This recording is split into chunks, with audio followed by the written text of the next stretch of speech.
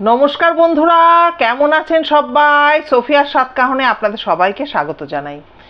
বন্ধুরা, আগের ভিডিওটি যেটা আমি পোস্ট করেছিলাম পাঞ্জা বলে, সেটি আপনাদের খুব ভালো লেগেছে। প্রচুর মানুষ কমেন্ট করেছেন। কমেন্টের আমি উত্তর দিতে পারিনি, নিশ্চয়ই দেব। তো আমার এক বোন ব্যাঙ্গালোরে থাকে, আপনারা জানেন, সুস্মিতা সরকার। আমি তো বলেইছি, আপনাদের এর আগেও বলেছি, একটা সাংঘাতিক ভয়াবহ ও ঘটনা পাঠিয়েছে। কিন্তু আমার বাড়িতে না একটু ব্যস্ততা চলছিল।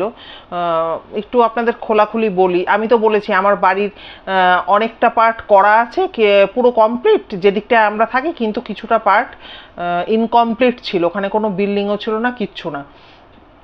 তারপরে ধীরে ধীরে, খুব ধীরে ধীরে ওটা আমরা করেছি। তো আমাদের তো ছোটোবেলায় এসব দেখিনি, পুট্টি মুট্টি কী সব বলে। তা এখন তো সেই সব করাতে হচ্ছে, মেয়েরও আবদার যে এটা করাতে হবে, তো হচ্ছে। তো এই যে আজকে ঘটনাটা বলতে চলেছি, ঘটনাটা না আচমকা আমি পেয়ে গেলাম। তা আপনাদের আমি বলি না যে ঘটনা যেন আচমকাই আমার কাছে আসে। এক একটা সময় মনে হয় যে দরজা জানলা সব বন্ধ হয়ে গেল বুঝি। কিন্তু ঠিক কিছু না কিছু ঘটনা আসে। যেমন আজকে দুপুরবেলা সঞ্জয় আচার্য, আমার ভাই, ও একটু অসুস্থ রয়েছে, ও একটা ঘটনা আমায় জানাবে বলল। আচ্ছা, সুস্মিতা ঘটনাটা দিয়েছে, বা সুস্মিতা স্বাভাবিক এতদিন ঘটনাটা দিয়েছে। আজকে ওর ঘটনাটা আমি বলতে পারছি না, হয়তো রাগে দপদপ করবে, কিন্তু খুব তাড়াতাড়ি ওর ঘটনাটা নিয়ে আসবো। আর আজকে আমি এই মুহূর্তে একটু বেরিয়েছিলাম, একটা জায়গায় গিয়েছিলাম। তো ফিরে এসেই জামা কাপড়ও ছাড়িনি, কিচ্ছু না, ওই অবস্থাতেই বসে পড়েছি কোনো রকমে, যে অন্তত ভিডিওটা আজকে পোস্ট করে নিই। আর সব থেকে বড় কথা, ওই যে বললাম পুট্টি হচ্ছে, মিস্ত্রিরা এসছে। তা ঘটনাটা কিভাবে পেলাম বলছি। আমার যে দিকটা, যে পোর্শনটায় আমার বাড়ি রয়েছে, সেই পোর্শনটার থেকে দেয়াল ফাটিয়ে একটা দরজা বার করা হয়েছে ওদিকটায় যাওয়ার জন্য। তো ওই দরজাটা বন্ধ করলে আমার পোর্শনটা আলাদা হয়ে যায়, মানে যে পোর্শনটা আমার তৈরি আছে। তা আমি আমার মতো চান টান করছি ওই পোর্শনটা, দরজাটা বন্ধ করে। তো হঠাৎ চান টান করে দরজা খুলে বেরিয়েছি, তখন ওরা দেখছি টিফিন টিফিন করে উঠে ওরা রেস্ট নেয়, প্রায় আধা ঘন্টা রেস্ট নেয়। পুরো দেখলে অবাক হয়ে যাবেন, শুয়ে পড়ে পুরো। তখনই একজন আরেকজনকে এই ঘটনাটা, যেটা আমি আজকে বলতে চলেছি, ঘটনাটা বলছে। তা আমি যখন গিয়ে পড়েছি, তখন তো ঘটনাটার মাঝখানটা, আমি আগাও জানি না, শেষও জানি না, আমি ওই রকমভাবে গিয়ে পড়েছি। এবার তো আমার তো শুনে তো কান খাড়া হয়ে গেছে। আমি বললাম যে আমাকেও বলতে হবে ঘটনাটা। তখন তখন আর আমারও খেয়াল নেই যে ওদের কাজের দেরি হয়ে যাচ্ছে, পুরো চেয়ার নিয়ে বসে পড়লাম। তখন ওরা ঘটনাটা আবার শুরু থেকে বলল। তো যে ওই পুট্টিটা মেন করছে, তার নাম হচ্ছে সঞ্জয়। খুব একটা বয়স নয়, ও ছেলেটি আমাদের থেকে অনেকটাই ছোট হবে।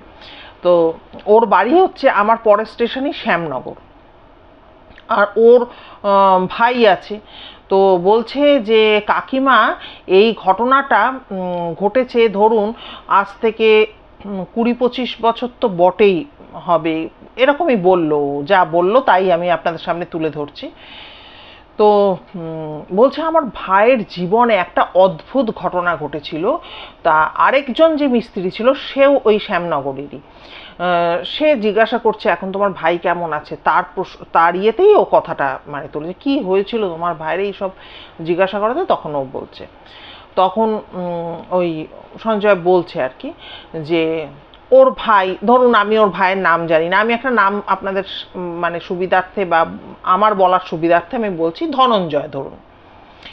তো একদিন ওই সঞ্জয়ের ভাই ধনঞ্জয়, ও ওই শ্যামনগরে কোনো একটা জায়গায়, কোনো একটা ছোটোখাটো কোনো একটা, ও বলছে কারখানা, কোনো একটা কারখানায়, সেটা শ্যামনগর কি কোথায় আমি সঠিক তাও জানি না, একটা কাজ করে সেখানে। তা বলছে যে ধনঞ্জয় একদিন ওই আসছিল, রেল লাইন পার হচ্ছে। এবার দেখবেন আমাদের একটা স্বভাব আছে না, যে ট্রেন ঢুকে যায় তারপরেও কিন্তু আমরা পার হওয়ার চেষ্টা করি। এটা সত্যি কথা বলতে, যখন আমিও একটা সময় ওয়ার্কিং ছিলাম, তখন কিন্তু আমিও এই কাজটা করতাম। যে আমার ট্রেনের লেট হয়ে যাচ্ছে, হয়তো চট করে লাইনটা পেরিয়ে চলে গেলাম, এরকম চলে বিশেষ করে রেল গেটগুলোতে। তো ওই রকম একটা সময় ও ট্রেনটা লাইনটা পার করছিল,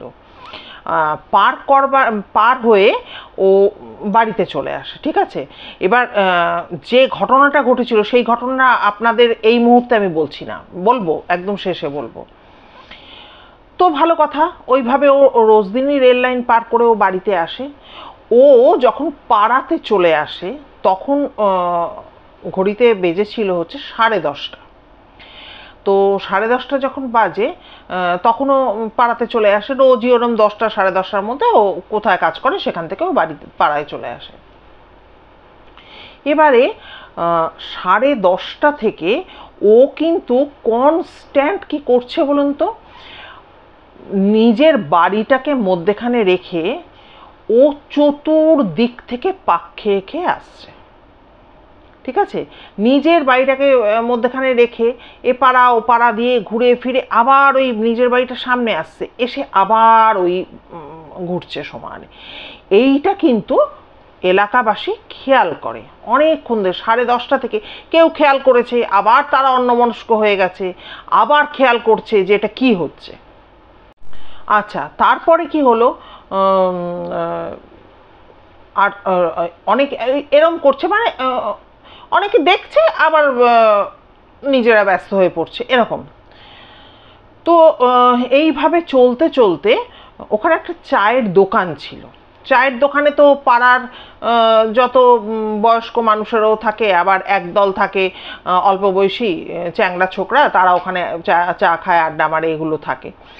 তো এই যে চায়ের দোকানটায় যারা আসছে যাচ্ছে, চা খাচ্ছে, চলে যাচ্ছে, আবার কেউ কেউ ওখানে বসেই রয়েছে, হ্যাঁ, বসে বসে পেপার একটা থাকে, সেই পেপারটার দিকে চোখ রেখে ঝিম ধরে যাচ্ছে বুড়ো মানুষদের, এরকমও তো হয়। তো এরকম করতে করতে তারা একবার করে লক্ষ্য করছে যে ওই ছেলেটা ওইখান দিয়ে ঘুরে ফিরে বেড়াচ্ছে, এরকম হচ্ছে। তো এবার ওদের মধ্যে একটা ছেলে, তখন বাজে, চায়ের দোকান কিন্তু বন্ধ হয়ে গেছে, তখন বাজে ঠিক 12:30। এবার এই চ্যাংড়া ছোকরাদের মধ্যে চায়ের দোকানের যে ছেলেটা, সেটাও অল্প বয়সী একটা ছেলে, তার এমন বন্ধুত্ব তাদের মধ্যে, তারা ওই 12:30 1টা অবধি ওখানে আড্ডা মারেই মারে। তো ওইখানে তখন তো দোকান বন্ধ করে ওরা আড্ডা মারছে। ও কিন্তু তখন ওই ধনঞ্জয় বাড়ির চারপাশ দিয়ে ঘুরছে। আমার বাড়িতে সবাই তো চিন্তা করছে যে ছেলেটা গেল কোথায়, এত লেট হলো কেন, এই সমস্ত।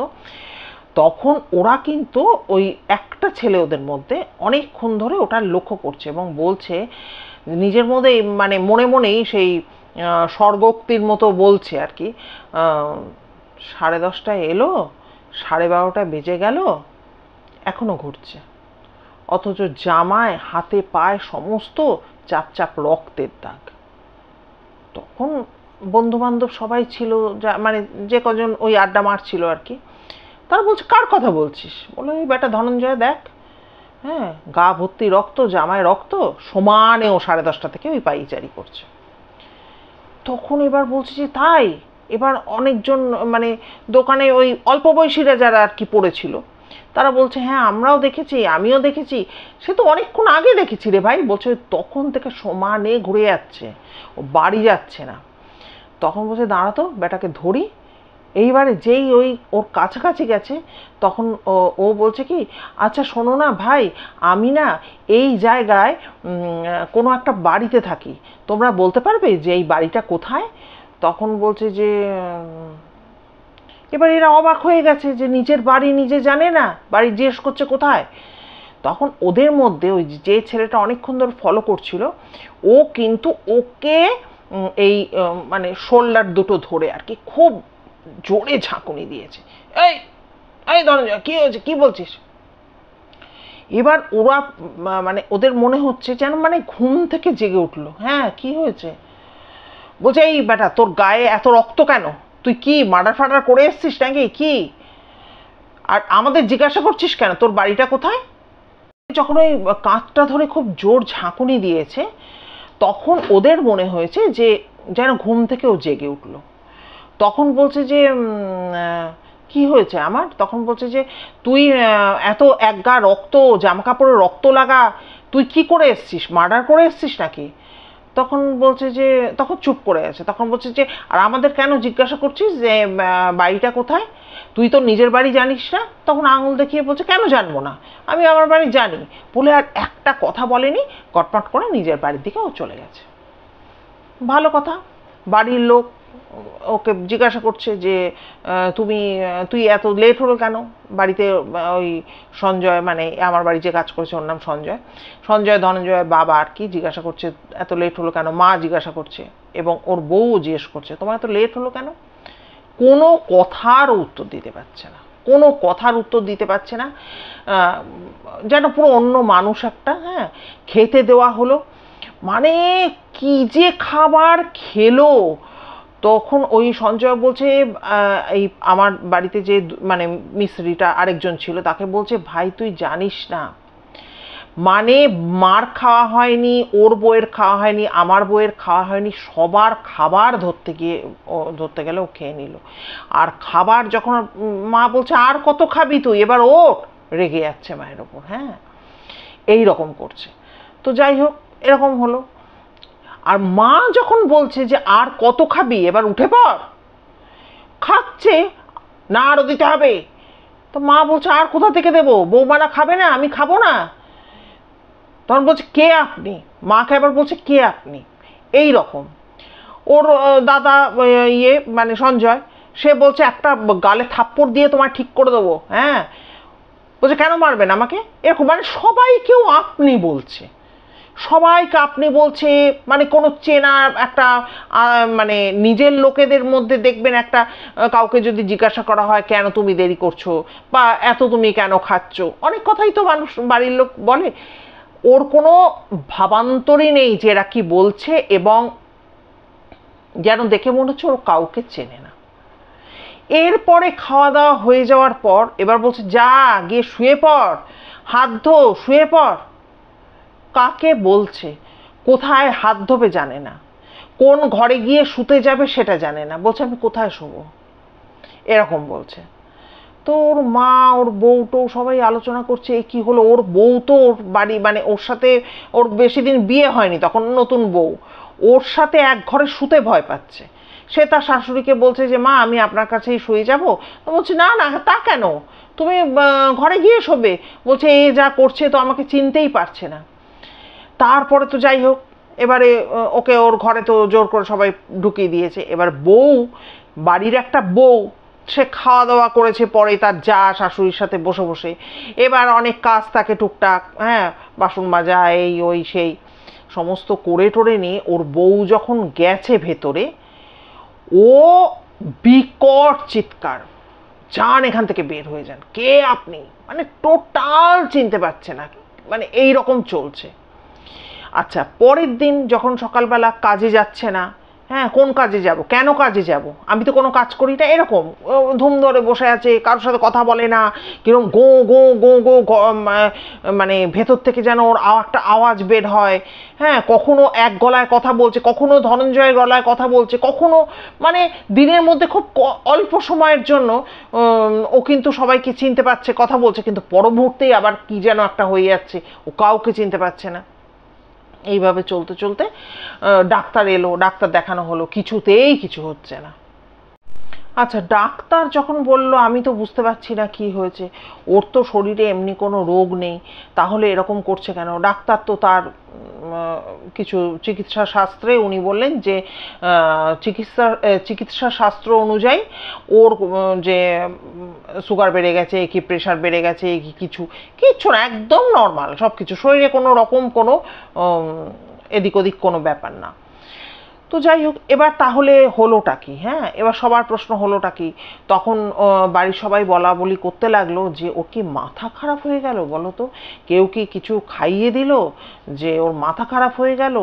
তখন আবার ওর মা বলছে কেন, ওর এমন কি ও ছেলে যে ওকে মানুষ হিংসা করে কিছু খাইয়ে দেয়, আর আমাদের কে শত্রু আছে যে কেউ কিছু খাইয়ে দেবে, কেন খাইয়ে দেবে, এই রকম ও মানে ওর মা বলছে। তখন সবাই চিন্তা করছে সত্যি তো আমাদের তো কোনো শত্রু নেই।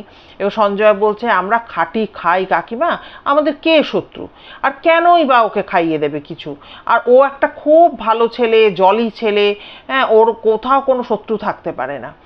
এইবার সবারই খুব মন খারাপ, বিশেষ করে নতুন বৌমা, হ্যাঁ, তার বাপের বাড়ির লোকজনও এসে খোঁজ খবর নিচ্ছে, বাড়ির লোক বলছে একটু অসুস্থ হয়ে পড়েছে, ঠিক হয়ে যাবে এরকম বলছে টলছে, কিন্তু সবার মনেই কিন্তু বিরাট সন্দেহ, মানে আদৌ ঠিক হবে তো। এই করতে করতে ওর বাবা, মানে ধনঞ্জয়ের বাবা, নতুন বৌমা কিন্তু ভয় পাচ্ছে, সে তার শাশুড়ির সাথে শুচ্ছে, কারণ ওরকম ঢুকলেই কে আপনি বেরিয়ে যান, শিগগিরই বেরোন, এরকম চিৎকার চেঁচামেচি করছে, আমি আপনাকে চিনি না। এবং মাঝে মানে বললাম তো খুব অল্প, সঞ্জয় যেটা বলেছে যে কাকিমা 24 ঘন্টায় একদিন হয়, সেই 24 ঘন্টার মধ্যে ধরুন 2 ঘন্টাও বাড়ির লোককে চিনতে পারে, আর বাদ বাকি সময়টাও চিনতে পারছে না। ফলে বউ ভয়ের চোটে যাচ্ছে না, চিৎকার চেঁচামেচি করছে, এবারে কান্নাকাটি করছে, সে একটা নতুন একটা বাচ্চা মেয়ে, এ সদ্য বিয়ে হয়ে এসছে, কান্নাকাটি করছে। বলছে এরম করতে করতে একদিন রাত্রিবেলা তো শুয়ে পড়েছে, তো সঞ্জয়ের মা, শত হলেও সে তো মা, তার তো একটা চিন্তা, সবার চিন্তা হচ্ছে না তা নয়, কিন্তু মায়ের চিন্তাটা তো পুরো অন্য রকম, ছোট ছেলে বলে কথা। তা সঞ্জয় বলছে আমার এই ভাইটা না ছোটবেলায় খুব অসুস্থ হয়ে পড়েছিল, মানে ওর বাঁচার কোনো আশা ছিল না, ফলে সবারই খুব আদরেরও। তো ওর মা না, যাই খোকা কি করছে গিয়ে দেখে আসি বলে নিয়ে ছোট খোকার ঘরে এসছে। এবারে ঘরে নাইট ল্যাম্প জ্বালিয়ে দিয়েছে, ও ভেতরে শুয়ে আছে, এটাই। এইবারে বলছে যেই ঢুকেছে ঘরের মধ্যে, সবে ঢুকেছে, সাথে সাথে দেখছে পুরোপুরি একটা অন্য লোক বিছানার মধ্যে বসে আছে, পুরোপুরি ওর মা পরিষ্কার দেখতে পেয়েছে যে ছেলের অবয়ব বলেই কিছু নেই, মানে খাটে বিছানাতে যে বসে আছে সে সম্পূর্ণ একটা অন্য, একটা বয়স্ক টাক মাথা লোক। এবার ওর মা তো ছিটকে, ওরে বাবারে কে লোরে মাঝরাতে এরকম এখানে বসে আছে, স্বাভাবিক ব্যাপার, সবাই তো ছুটে এসছে, কি হয়েছে কি হয়েছে, এসে কিন্তু দেখছে ধনঞ্জয় বসে আছে, কিন্তু ওর মা পরিষ্কার দেখেছে যে টাক মাথা আলা, মানে দেখবেন, আমি কাউকে ছোট করতে চাই না, অনেকে না, অনেক মানুষের দেখবেন চুল উঠে যায়, তো চুল উঠে গিয়ে এইখানগুলো দিয়ে খালি রাউন্ড করে চুলগুলো থাকে, আর পুরো মাথা জোড়াটা, ওরকম একটা লোক বসে আছে, এটা কিন্তু সঞ্জয়ের মা পরিষ্কার দেখতে পেয়েছে। তো যাই হোক, এসে সবাই দেখছে না ধনঞ্জয় বসে আছে। এবার তখন যখন বাড়ির লোক তো সঞ্জয়ের মাকে খুব বকাবকি করলো যে হ্যাঁ, একে বাড়িতে এরকম একটা টেনশন চলছে, উত্তেজনা চলছে, তার মধ্যে আবার তুমি একই শুরু করেছো, হ্যাঁ, কাকে দেখেছো তুমি? আর সে তো মা নাকি সাংঘাতিক কান্নাকাটি করছে, বললো আমি পরিষ্কার দেখেছি ছোটবাবুর জায়গায় একটা পুরো ওরকম টাক মাথা মতো একটা বয়স্ক লোক বসে আছে, ওটা আমার ছোটবাবু নয়, আমি দেখেছি। তখন আলো ফালো জ্বালিয়ে সবাই, ওর বাবাও, মানে সঞ্জয়ের বাবাও খুব বকছে, নয় তাহলে এখন কি দেখছো? তখন বলছি যে আমি তো বুঝতে পারছি না কি দেখছি, কিন্তু কেন দেখছি, আমি পরিষ্কার দেখেছি, আমার কিচ্ছু হয়নি। তখন তো যাই হোক, সেদিনকার ঘটনা তো ওরকমভাবে হয়ে টয়ে গেল। তো এর পরের 2-1 দিন বাদে ও কিন্তু একটু যেন সেদিনকে, আমি তো বললাম যে 24 ঘন্টা একদিন হয়, সেখানে হয়তো 2 ঘন্টা সঞ্জয় বলেছে ভালো থাকতো, তা সেদিনকে কিন্তু মাঝে মধ্যেই না ওই ধনঞ্জয় কিন্তু ভালো ভালো কথা বলছে, হ্যাঁ, বাড়ির সবাইকে চিনতে পারছে, হ্যাঁ, যে বউকে বলছে যে তুমি আমার ঘরে আজকাল আর শোও না কি, আমি তো তোমায় দেখতে পাই না, এরকম ভাবে বলছে। তখন বউ বলছে যে কে বললো শুই না, আমি তো রোজই ঘরে থাকি, ঘরে ঘোরাফেরা করছি, শুচ্ছি, এই ঘরেই তো থাকি। তখন বলছি না আমি তো দেখতে পাই না। তো এই কথাটা শুনে সেদিনকে রাত্রিবেলা এই কথাটা হচ্ছে, তখন ধনঞ্জয়ের মা বলছে কি যে বৌমাকে, যে বৌমা আজকে তো ভালো আছে, ছেলে মনে হয় আস্তে আস্তে ঠিক হয়ে যাচ্ছে, তুমি আজকে গিয়ে ওই ঘরেই শো, এরকম কথা বলেছে আর কি নতুন বৌমাকে। তো বৌমা দেখেছে যে সারাদিন ভালোই ছিল, ভালো কথাবার্তা বলছে, তো সেও সেদিনকে সাহসে ভর করে গিয়ে ওইখানে শুয়েছে। এবারে শোয়ার পর যখন মানে ঘুমিয়ে পড়েছে, স্বামী স্ত্রী দুজনেই ঘুমিয়ে পড়েছে, অনেকক্ষণ গল্প করে ঘুমিয়ে পড়েছে। হঠাৎ করে বিকট চিৎকার। হ্যাঁ, তখন হয়তো রাত্রি 2:30-3টে বাজে। সঞ্জয় বলছে, বলে বিকট চিৎকার, এবং এই চিৎকারটা কিন্তু যখনই ও চিৎকার করে না, মনে হয় অন্য কোনো লোকের গলা। প্রচণ্ড চিৎকার করছে, কে আপনি, আপনি বেরিয়ে যান, বেরিয়ে যান, বেরিয়ে যান। তখন সঞ্জয় বলছে, ওর একদম পাশের ঘরটা হচ্ছে আমার ঘর। আমি দৌড়িয়ে যেই গেছি, আমি গিয়ে পরিষ্কার দেখে ফেললাম। আর বউকে বেরোবে কি, বউ ওখানে ঠাস করে অজ্ঞান হয়ে পড়ে গেল। সঞ্জয় বলছে, আমি এক ঝলক আমার মনে হলো যে একটা টাক মাথা, বেশ এজ একটা, মানে বয়স্ক একজন বসে আছে আর চিৎকার করেছে, কে আপনি, কে আপনি, পুরো অন্য গলায়। আর বউও কিন্তু সেটা দেখে ফেলেছে। তাহলে বোঝা গেল যে ব্যাপারটা অন্যরকম কিছু। এটা কোনো ডাক্তারের সারাবার মতো কোনো ব্যাপার না, টোটাল অন্যরকম কিছু একটা ব্যাপার। এবারে কি হলো, এরা না বুঝে যখন ফেললো যে এটা কোনো একটা অলৌকিক কিছু ব্যাপার হচ্ছে বা একটা ভৌতিক ব্যাপার হচ্ছে, তখন না এরা কিন্তু প্রথমেই যে কোনো তান্ত্রিক বা যারা এগুলো মানে ভূত প্রেত এগুলো নিয়ে কাজ করে এরকম কাউকে কিন্তু এরা ডাকেনি। এরা কিন্তু প্রথমে সঞ্জয় আর সঞ্জয়ের বাবা, এরা দুজনে মিলে ঠিক করলো যে এর ভেতরে কোনো কিন্তু একটা রহস্য রয়েছে। সত্যি তো, যখন ওই ধনঞ্জয় এসে ঢুকেছিল, বাড়ির সবাইও দেখেছে যে গা হাত পা ভর্তি রক্ত, জামা ভর্তি রক্ত। ওরা প্রথমেই কিন্তু সেই কারখানায় যায় যে আপনাদের এখানে লোহা লক্করের ব্যাপার, এর মধ্যে কি কোনো অ্যাক্সিডেন্ট হয়েছে। তখন ওরা জিজ্ঞেস করছে, কারখানায় যারা লোকেরা তারা বলছে যে, তারা অবাক হচ্ছে যে অ্যাক্সিডেন্ট তো আমাদের লেগেই থাকে, মাঝে মধ্যে হয়। বলছে যে না, ওরা ডেট বলছে যে অমুক তারিখে কোনো অ্যাক্সিডেন্ট হয়েছে। তখন বলছে কেন বলুন তো। বলছে না, আমার ভাই যখন গেছে, জামা কাপড়ে রক্ত, হাত পায়ে রক্ত। বলছে হ্যাঁ, ধনঞ্জয় আসছে না কেন। বলছে না, তারপর থেকে ও একটু অসুস্থ হয়ে পড়েছে। আপনাদের এখানে কি কোনো অ্যাক্সিডেন্ট হয়েছে যেটা আমার ভাই দেখে ফেলেছে। তখন ওনারা বলছে না না না, ওই ডেটে আমাদের কিন্তু কোনো রকম কোনো অ্যাক্সিডেন্ট হয়নি, আমরা ঠিকঠাকই অফিস মানে কারখানা চলেছে। আচ্ছা হলো, কোথাও পেল না। তো এবার যখন ওরা সেই লাইন পেরিয়ে, তো ওই কোথায় কারখানা সেইখানে গেছে, এইবার যখন লাইন পার হয়ে আসছে, তখন ওইখানে ওই ওই শ্যামনগরে ওইখানে নাকি একটা দোকান আছে আর কি, ওই পান ফান এইসব নাকি বিক্রি হতো কোনো এক সময়কার কথা বলছে সঞ্জয়।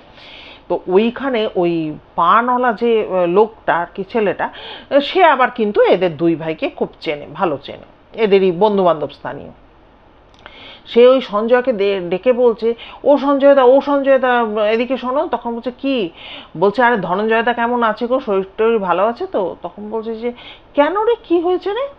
তখন বলছে যে আরে তোমরা জানো না কি হয়েছে, সেদিনকে ওই ট্রেন ঢুকে গেছে, সবাই চেঁচাচ্ছে, ট্রেন ঢুকছে, ট্রেন ঢুকছে করে সবাই চেঁচাচ্ছে। ওই সময় কিন্তু ধনঞ্জয়দার যাচ্ছে, আর ধনঞ্জয়দার পেছন পেছন একটা লোক যাচ্ছে, মাথায় বিশাল একটা বড় বস্তা নিয়ে। তো আমরা সবাই তো চেঁচাচ্ছে যে ট্রেন আসছে, ট্রেন আসছে। বলছে এরা দুজন যেন শুনতে পাচ্ছে না, এইভাবে যাচ্ছে, কিন্তু সবাই চিৎকার করছে। বলছে এই তো, এই ধরুন রেল লাইন, এই রেল লাইনটা জাস্ট টপকালো ধনঞ্জয়, দাম করে একটা আওয়াজ হলো।